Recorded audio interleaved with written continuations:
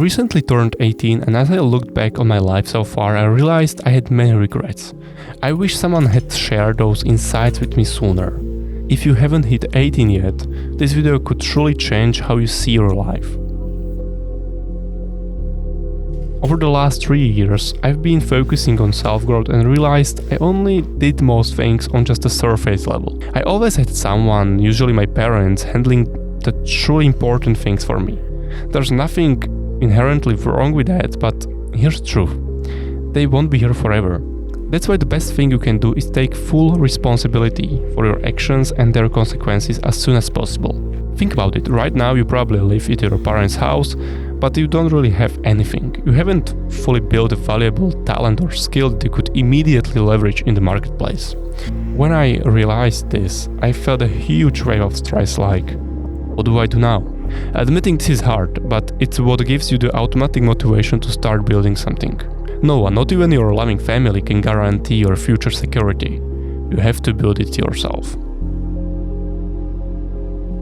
You get away with a lot because you're young. For example, your parents might tell you to just enjoy childhood, and that's fine. The problem starts when you use your age as a long-term excuse to avoid progress, growth, and learning something new.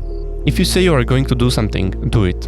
And the sooner the better. If you postpone it, the feeling of resistance won't just disappear. For example, when you commit to go for a run today and you actually go, you start building your self-confidence. When this happens consistently, you become reliable. It's like having a friend you trust completely who never lets you down, except that friend is you. By being honest with yourself, consistent and following through your own word, you gain a massive advantage over your competition. And your competition is everyone around you, your friends, colleagues, and even people online like me. People are often afraid to say their opinion and especially afraid to say no. Why? Because we fear rejection from the group, which our subconscious mind still associates with being left alone and not surviving. The world has changed, but this default fear stays the same. You can see this easily in the workplace. Let's say your parents are employed and are under huge pressure, but they are afraid to speak up because they might lose their position. But by staying silent, their problem is never solved. They just become silent servants. When I was 15, I was accepted by my classmates, but I never said my opinions. When I slowly started saying my thoughts and opinion, yes, I lost dozens of friends, but those who remained started respecting me more. And this way I could quickly saw who genuinely cared about me. Speaking up and saying no to things you don't agree with increase your respect. People will start listening because they realize you are not weak.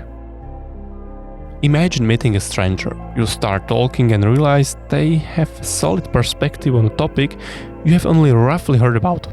But thanks to active listening, you ask a thoughtful question and the person, happy to share, suddenly gives you a wealth of information, tips and a broader outlook. But especially you gain a valuable contact. I personally regret not educating myself on topics like business and marketing much sooner. Why? Because these are two critical skills in the modern world.